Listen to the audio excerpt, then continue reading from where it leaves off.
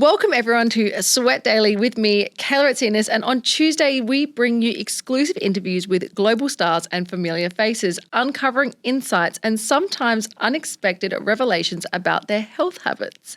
Today I'm talking to one of my best friends, Katie Martin, a personal trainer, a sweat trainer, a cookbook author, and of course Katie is a regular on our Friday Sweat Daily episodes. Now Katie is one of those incredible PTs who is always thinking long-term for her clients, helping them not only think about what they can do for their body today, but what they can do for their body in 10 years' time. Katie, thank you so much for joining me on the show today. Thanks for having me again. Aww. Now, Katie, you're a sweat trainer, but also a marathon runner. In fact, you ran your first marathon last year and you finished in under 4 hours. Correct. Yeah, okay. So that's insane. What's it like running a marathon and training for that for the first time?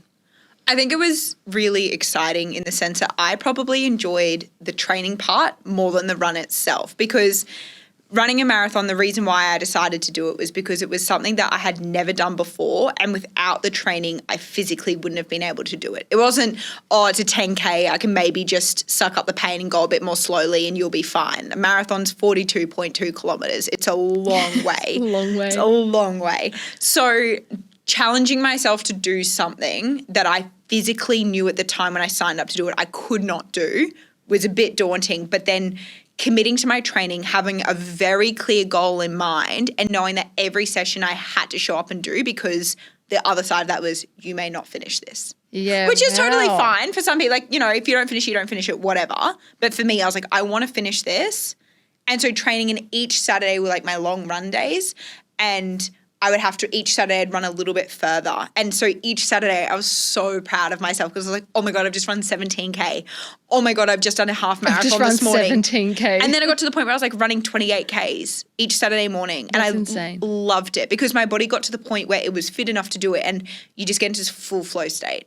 I love that. Do you know what? It's so interesting listening to you. One, you say the opposite to what everyone says. So they say like, oh, I love the marathon, I finished, and you're like, I love the training for it, which is cool. But you have a story which I would love if you told, because I know this story. I know bits of this story, but you had an incident where you weren't able to do anything at all. And this is going to be very relatable to a lot of people listening. So what happened to cause you to not be able to do anything at all? Yeah. So when I was 18,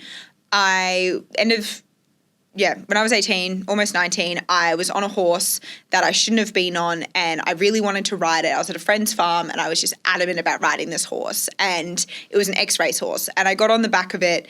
The saddle wasn't done up properly. I didn't have a helmet on. The stirrups were the wrong length, and I basically had no control over this horse. And the horse was super diligent and it did what it was trained to do, and that was to race. So it took off. And I don't get afraid easily. Like, I've grown up with 3 older brothers. I'm very gun-ho, throw me in the deep end, throw me a waterfall, like I'll do anything kind of thing. Yeah. But I, at one point, thought this is not good. This is not good. So you're on a horse and it's going what, full pace? Like full pace. And I've got their whole family watching me behind me, because the paddock that they're on this massive farm, and this paddock that the horse was in, that paddock bordered with their house, their fence. So I've got 5 people watching me, and I'm there doing this. And the faster I went, the less control I had over my legs, because the stirrups were the wrong length, and I kept hitting the horse would go faster. So it was just doing what I was telling it to do. It wasn't the horse's fault. It was fully my fault. And then what happened? I heard them yell out, pull back, like stop. They were screaming at me. So I pulled back on the reins. Again, the horse did immediately what it was supposed to do. It stopped deadbolt in its tracks. And because the saddle wasn't done up properly, the horse threw its head up and then threw its head down, and the saddle went over the top, and I went flying over the top. And I just remember thinking, it actually happened so slowly in my mind, don't put your hand out because you'll break your wrist. Like, don't put your hand out. So I semi-rolled, but what took the mass of the impact was the top side of my right pelvis, and that hit it. And then I went into a fetal position because I thought the horse was going to come over the top of me. Oh my God. And it didn't. And I was just sitting there in a ball, covered in horse poo. Like, just, it's your worst nightmare. I was just covered in dirt, in mud, and it was foul. And then I remember lying there thinking, okay, you're still having thoughts. You're not brain dead. Like, that was honestly my thought. Yeah, fair enough. Then I thought, my mum's going to kill me. because I didn't have a helmet on. And then I lay there and I looked up at the horse. The horse wasn't moving. It was just staring at me thinking, what the heck are you doing on the ground? And the saddle was over its ankles. The whole thing was a disaster. And I'm lying there and I thought, wiggle your fingers, wiggle your toes. Okay, you're not a quadriplegic. Like, these are the thoughts. I was like, this is it for me. Like, I'm done. I'm 18. I've just had a horrific accident. I'm done. Stood up on my foot to stand up and then the pain hit me and I fell straight over. It was the most incredible pain. So long story cut short, I was okay. I didn't get any treatment for maybe 9 months because I just thought I had a jarred back and I was very lucky and that was that. And then 9 months on, and I think this is where a lot of people relate, was I just didn't feel like something was right. I'd take 1 step forward with my training, 2 steps back. Some days felt good. The other days I was incapable of moving. Everything hurt. And also working as a PT, I was on my feet all day moving weights. So I went and got a second opinion from another physio that I really respect and immediately got scans and I'd compressed 4 discs in my back and had done a lot of damage to my pelvis. And especially being a female, our pelvises are a lot more malleable than men. So if the accident happened to a man, you know, I guess you can say it, but less likely that they would have done as much damage to their pelvis as I had done. It's now 2024 and I still have to get treatment on my back. I still get injections. But I've faced surgery. A few years later, I was doing some deadlifts, felt really great, finished the session, actually thought, that was good. Like, that was solid. And then 2 days later was at the physio, not able to touch my toes, couldn't dry my legs, spent 2 weeks in bed. They told me I was going to need surgery because one of the discs that I'd compressed started bulging out onto a nerve. But to come full circle on this, I was told I would never run again. Like, running was not to be a main form of fitness. It was only to be used in case of emergency if I needed to move quickly, but rely on my strength training, Pilates, walking would be his best friend. But, you know, Katie, running's just not good for your back. It's not good for your pelvis. And for years I believed that. And I'm not saying disregard what professionals tell you, but I really worked at it. I did years and years of strength training and rehab and listening to my physios, and bit by bit I gradually started to run. And I had never had any intention of running a marathon when I started running. I openly said to people, anyone that runs over 10K is an idiot. And absolutely, like, what is the point? Just no good, waste of time, whatever. And here I am fully addicted to long distance running now. But it goes to show, like, you can work through injuries, definitely listen to the professionals and take that advice. I'm not saying disregard that, but there's a clip of me I have running in a machine that is like big underwear. It's a treadmill and it is an anti-gravity treadmill and they can control how much of your body weight runs and it holds you up. And when I had hurt my back, and this was months and months on, maybe a year, 18 months after the accident where I'd done some rehab and I was in a much better place, I could still only run, I think, with like 20% of my body weight. So it was really bad. But yeah, I've definitely faced a lot of injuries. And like I was saying, I still now have issues with it, but I know how to manage it. I know when to stop. I know when to rest. And now it makes me really prioritize my recovery. And do you think that, yes, it's physical and yes, you have to go see rehab and therapists and you have to do stretches, but do you think it's also a big mental game as well? Like, how did you mentally prepare to go, okay, well, someone told me not to run. I've got a massive injury. I'm going to now run a marathon, not just like a normal run. Like, you want to run a marathon. How did you mentally prepare for that? It happened over years and it definitely wasn't linear. I'll come out and say that. Like, no progress, I think, with training, with strength gains, with weight loss, with injury, like recovery, none of it's linear. It's super up and down. So I want to preface by saying that, but I learned it would really challenge me to try and find other outlets of ways to make me happy or give me that feeling of like doing a great workout does. So for years I got into walking and I was never a walker. I never enjoyed that. But I found after a while, because it didn't hurt, because it didn't leave me in pain, it actually was, when my back was bad, the best form of pain relief to get my glutes engaged and to go for a walk. I just chipped away at each day being a little bit stronger in the gym, being able to lift a slightly heavier weight that didn't hurt my back. I programmed it for years and years on end that each week or month I was just that little tiny bit better. Not a lot better, but just a little bit. And through that and through proper strength training, like I owe all of my recovery to strength training and being able to support my hips and my back, I was then able to chip away at bigger goals. Did you ever feel, because I think people listening to this, whether you're postpartum or you've had an injury or you've been really, really sick, you have this a bit of like trauma when it comes back, when you come back to exercise. Like, you're either really super unmotivated, you're like, oh, I don't want to do X again because when I did X, it hurt this. Did you have that traumatic experience every single time you? 100%. Yeah, so you did. Every time I would step into the gym, I would be so hyper aware of any sort of even I think to the point where you make it up in your mind that something hurts. I'd do a single squat and then I'd put the weight down at the end of my set and something, I don't know, maybe the next day I'd be a bit sore. I'd put the weight down a bit funny and I'd just sit there and I'd start crying, being like, oh my God, I've hurt my back again. I've done it to myself. Now you're just going to go all the way back to the beginning and you spend 2 weeks in bed and you're probably going to have to get the surgery that you've been trying to avoid and blah, blah, blah. I was so hyper aware. How'd you work past that? I worked with a trainer. I worked with a trainer that I figured that I had twinged my back more often moving weights for myself or for my clients to do an exercise than doing the exercise itself. Because once I was set up and I have great form and I know my form, I was able to move safely. It wasn't the exercise itself. It was in between motions of picking a plate up off the ground. It was, okay, can we just discuss? This is my everyday. I walk into the gym. I still train clients every morning, as you know. You have the pyramid of dumbbells. I know what you were going to say. Why are the 10s at the bottom? Makes no sense. Put the 10s at the top and the ones at the bottom. 100%. Oh, I think that's have it wrong. Aesthetically, I understand. Is this our new business idea? No, but just move the weights. Just move the weights. Aesthetically, I see small to large, but it really should be 10, 9, 8, 7, all the way down to 1. Even when you have the 2 rows of dumbbells, the heavy rows. Oh yeah, they're still lower. I get it.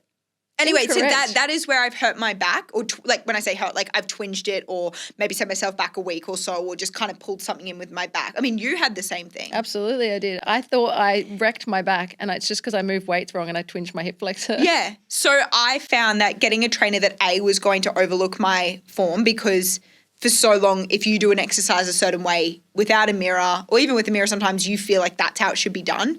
But to have someone else be like, no, drive your knee out a bit more, keep your chest up a bit more. I needed what I was to other people, but I need someone to do it for me because my injury, I held my body slightly differently. I would compensate in different ways because I was afraid, and I think subconsciously afraid.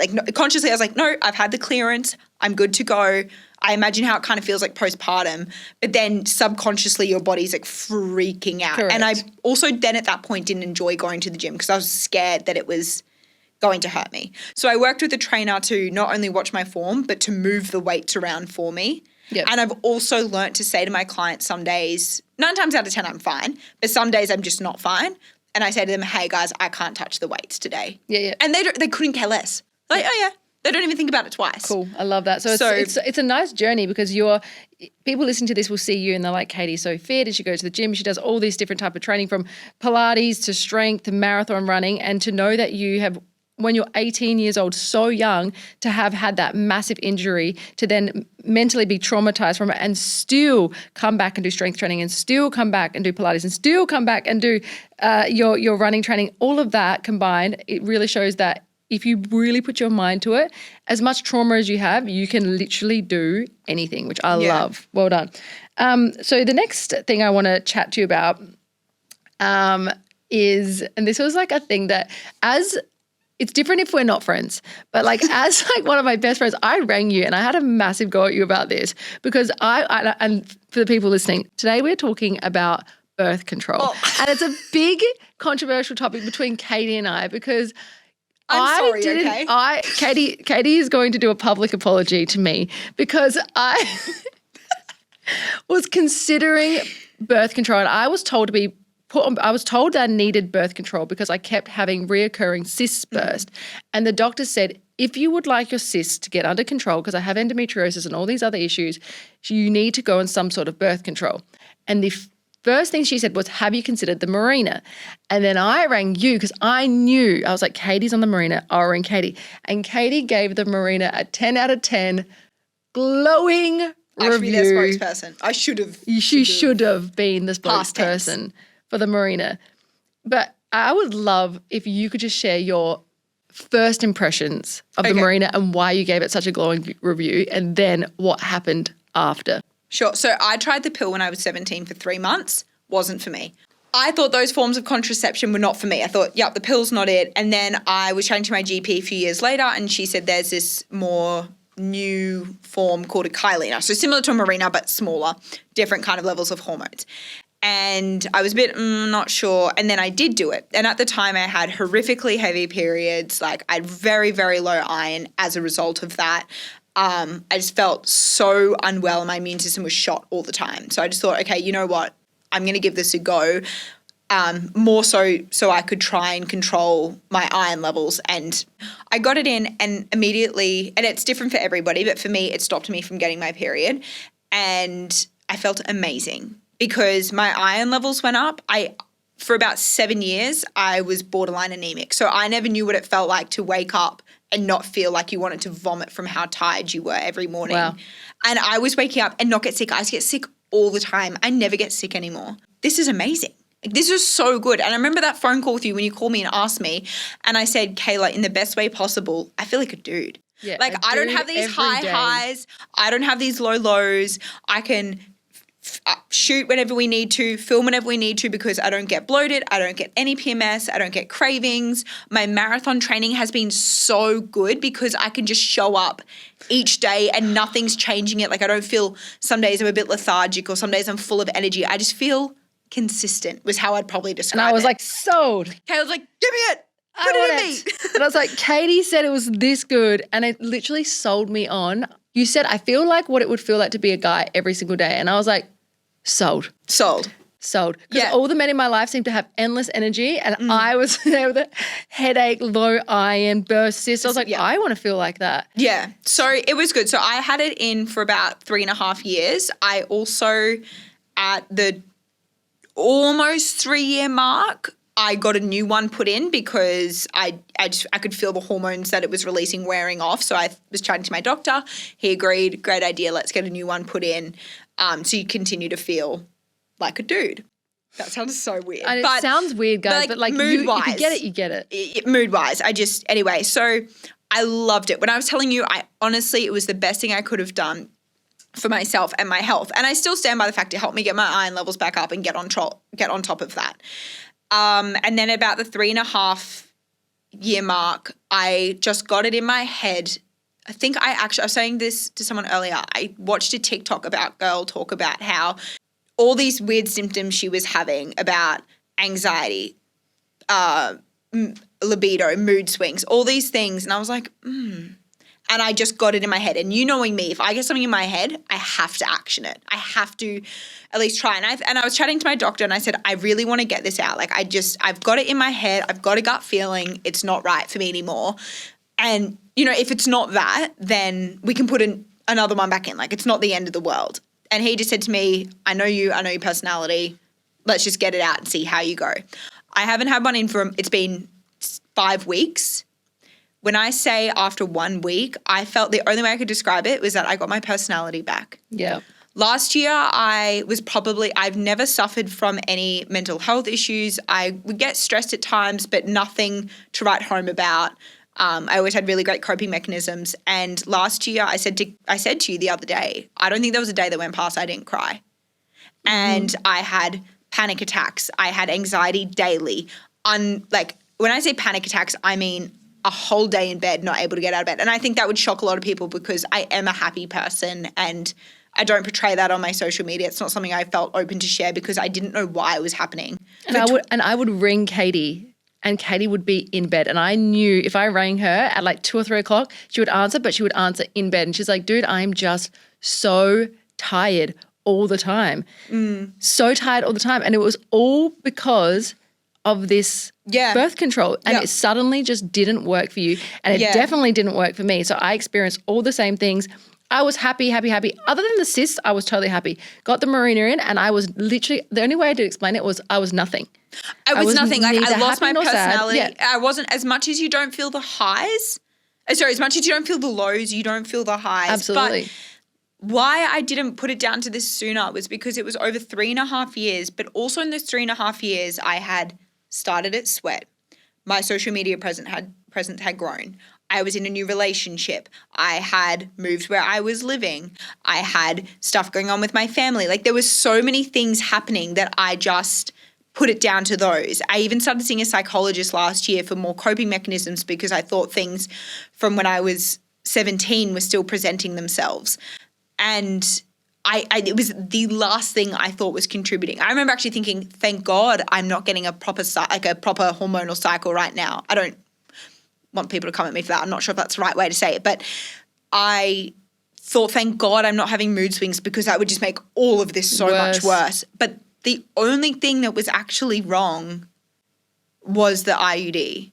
And look, if it works for you, and there are some people that feel amazing on it and that's great for them, and it worked for me for the first 3 years or maybe 2.5 years. And then that last year for me was, I mean, I feel like I don't know if you notice a difference, but I feel. Different person. I'm just happy.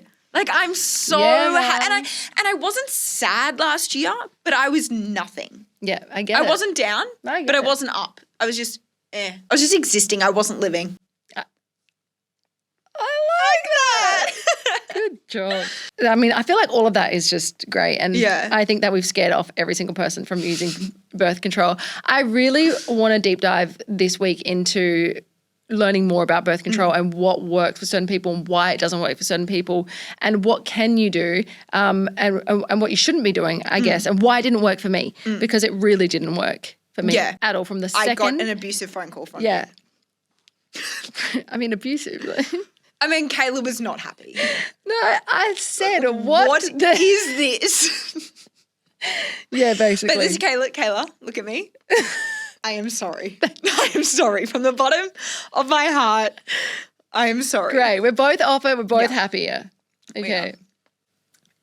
So my final question to you is, what do you do now to keep your hormones in balance? One of the greatest things you actually told me, which I don't think you even remember, is I said, cool, what now? Because that balances my iron out. My iron was low. And you said, take beef liver supplements. Oh, yeah. And they were really good. Like they're still amazing. really good. But what else do you do to balance sort of and counteract what was going on? So in terms of what I use now is contraception, or how I track my cycle, because obviously I'm not using any form of contraception, is Aura Ring. Cool. And I got this. It gives you a whole bunch of data, but the main thing I loved about it was that it takes your temperature and then it syncs up with an app called Natural Cycles, and that is what graphs it, tracks it, and it literally will show me where I ovulate, where I'm fertile, where I'm not fertile, where you need to use protection, where you don't.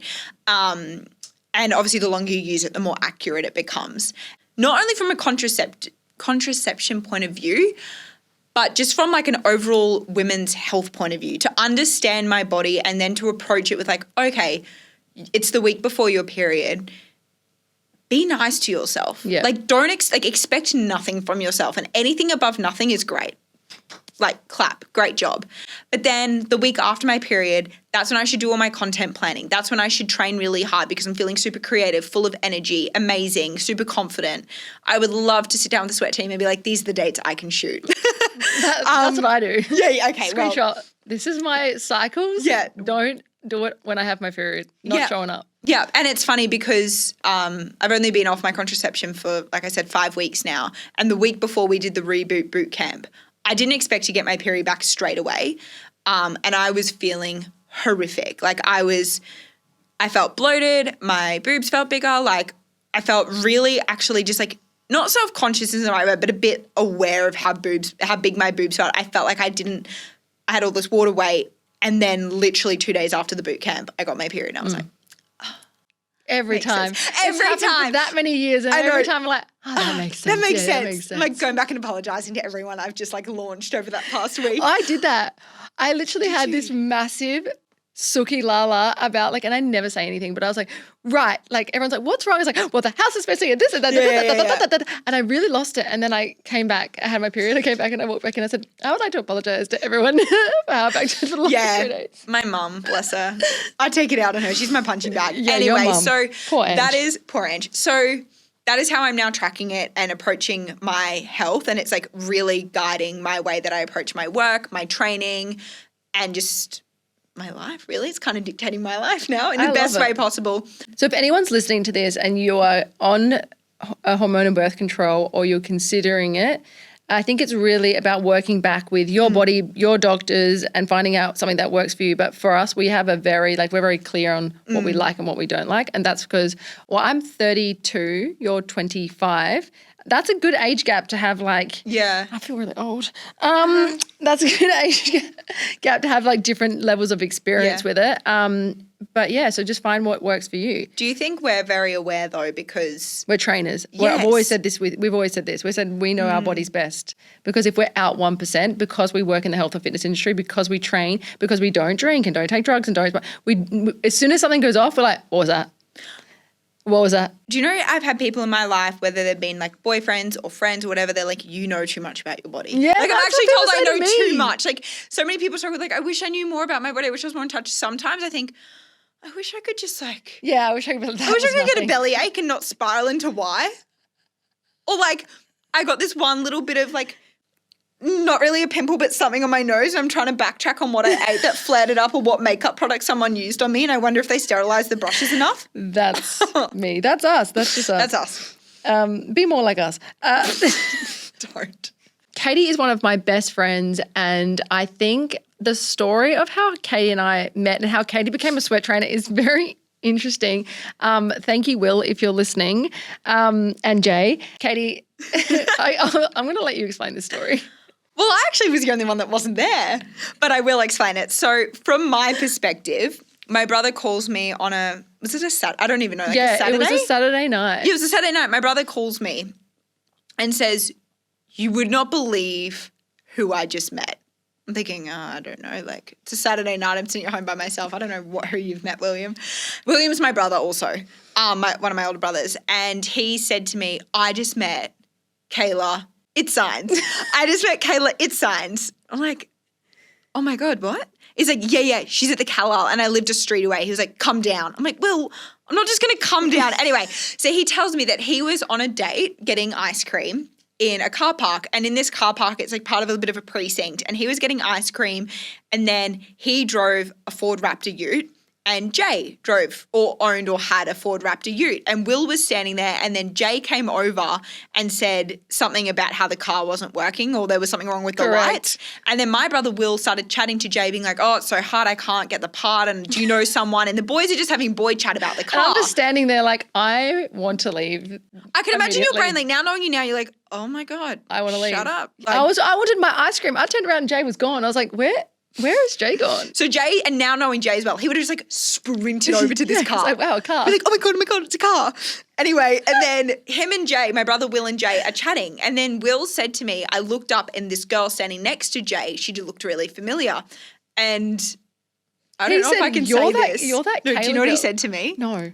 He said, Katie, I thought she was a girl I'd slept with and I didn't remember her name. I don't know if he had that in. He looked at you and he's like, why does she look familiar? He was like, why does she look familiar? And he was like, oh no, is this about to be real? He's like, I'm loving this. I'm talking to my car. I'm talking to this guy about my car. I'm loving this, and this is about to go south. I don't know where I know this He girl said to me, from. he's like, this is going to go south so quick. He's like, oh my God. That's what he said to me. And then the penny dropped, and I think Jay must have introduced you and said, oh, sorry, this is my, were you fiancés? Yeah, this is my fiancé, Kayla. And Will's gone, light bulb. Oh and my he goes, God. you're that fitness chick. And I was like, fill in, yeah. correct, I am. And he goes, oh, my sister's a personal trainer. So random. And now that I know Will and you, so random, but not random at all for them. Not random at all. He goes, yeah, my sister's a personal trainer. And I was like, cool, that's awesome. And he goes, she works here. I said, awesome. And he goes, she's the best. She's the best personal trainer. You should talk to her. I was like, okay. He's like, her name is Katie Martin. I was like, will do. He's like, look her up. I was like, Will said to me, we were actually chatting about this 2 days ago. I was on the phone to him and he said to me, I wasn't going to leave her until she looked you up. Yeah. He's like, I made her pull out her phone. yeah. Now again, knowing you having some random trying to tell you what to do, you would have been like, go away. Yeah, I was like, okay, yeah, sure, I'll look her up. And then I was like, oh wait, she's actually really cute. Big smile, so happy. And I was like, I'm going to follow her. And then randomly the next day was the next day. No. When you popped out of the lift and I was like, you're Katie Martin. No. You followed me and I had a little heart attack. I was like, oh my God, my brother wasn't lying to me. Anyway. Followed and then on Instagram, by the way, not followed behind. No, follow me on Instagram. And then messaged me and said, hi, your brother made me send you this message and look you up. So tell him I've looked you up and sent you this message. Haha, bye. Kay. You're like, hey, Kay, from Kay. I remember that. And I was like, this is the weirdest message I've ever read. I was like, she's a bot. Like, this is a bot. And then that was it. And then literally a year later, I was working at the Carlisle Hotel as a PT at the time, and the doors bursted open. Well, they didn't, but they kept opened as they do. And I burst out of the lift and standing right there because I was running late. And there was Kayla and Jay standing right there in front of me. I'm still trying to find the message.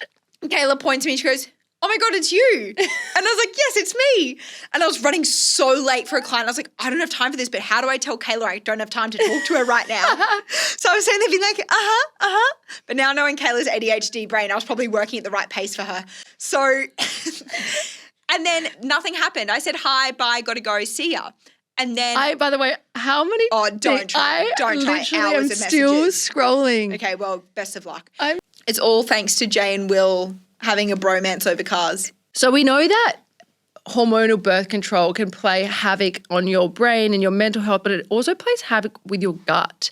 And you already, I feel like, no offense, but like you already didn't have like the greatest start with like gut health being shocking. Allergic to, what is it, gluten? Dairy. And dairy. Yeah. So how did you find that it affected your gut? What is your gut health like, by the way, right now? It's so much better. Like I'd say my gut health is probably the best it's ever been. I had chronic fatigue at the end of grade 11 and my body like shut down. I started getting random anaphylactic reactions where I'd stop breathing, throat would close over. I've never told you this, but I have the most hilarious photos. Funny now.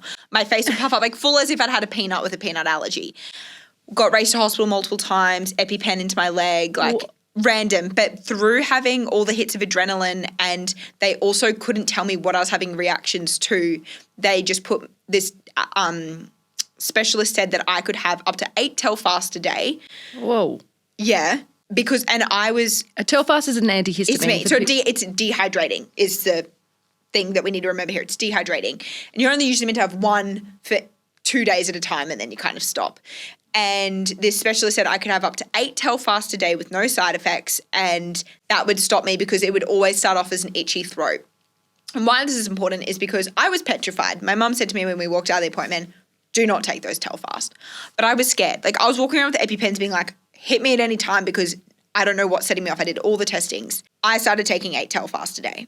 It dehydrated my body and it ruined my gut. Like when I say ruined, I mean like rushed in for emergency colonoscopies, didn't do term 4 of grade 11. My health was so bad. And over years, I started like on low fiber diets, trying to reintroduce things, but like my gut was ruined. And it was like on and off, had some issues with parasites after going to Bali. I feel like most people do. Just a few things, but it did gradually get better. Like the longer I stopped taking those Telfast after like a week. And it gradually got better, but I would have this chronic bloating to certain things, and they'd be healthy. There'd be apples, there'd be watermelon, there'd be things that are good for you, right?